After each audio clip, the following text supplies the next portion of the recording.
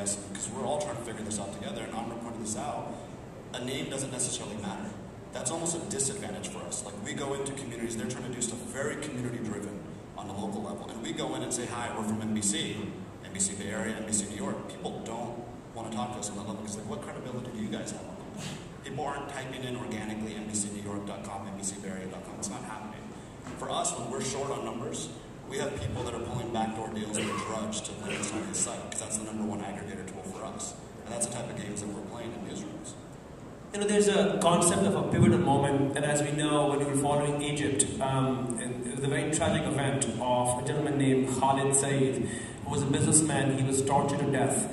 And up until that point, you know, there were news were coming out, but Khalid Said's death, and when the Facebook page went up, saying we are all Khalid Said, many say that's really when there was a pivotal moment when the consumption, or when the coverage of the events in Egypt and the broader Middle East, you know, went to the next level on Facebook, and therefore got following worldwide.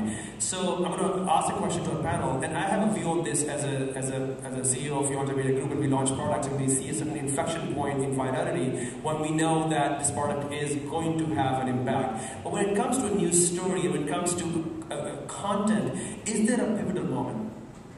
Amr, would you like to address that? Yes. So I actually go back to the tipping point. That there are a certain number of influencers you need to actually create something. And once you reach that stage, it takes a life of its own.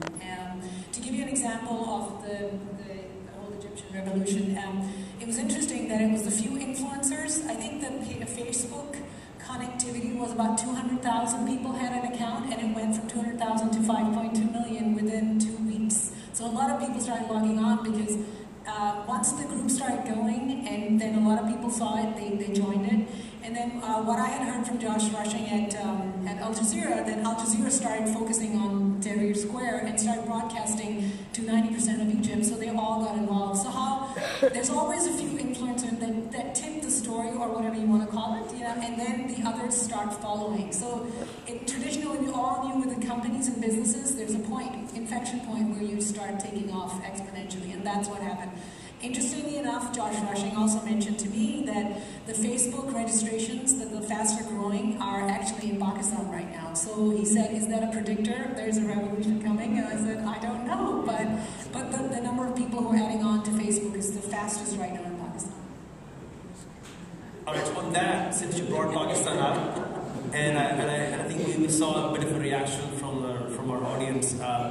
Just some ISI guys in here. Just taking photos. Alright, well, you know what to tweet then. Alright, so why don't we open it up for questions? And again, our promise is to make this very interactive. So this is clearly a topic that I know a lot of us are interested in. So anyone of you like to ask a question, or for that matter, even tweet? Please. And if you wouldn't mind sharing your name as well. Yeah. Not here to